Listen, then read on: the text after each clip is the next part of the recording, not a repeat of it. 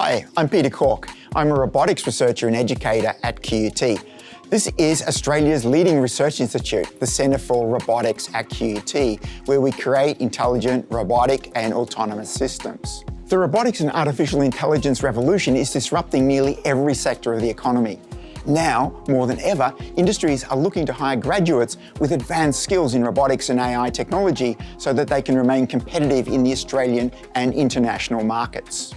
QUT's Master of Robotics and Artificial Intelligence is the best choice for engineers interested in upskilling in robotics and AI systems technologies. This degree will set you up to lead complex robotics and AI projects and graduate with skills in high demand across major industries.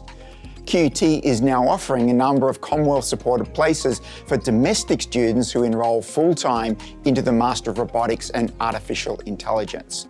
Apply now to start studying in February. Visit the QUT website to find out more.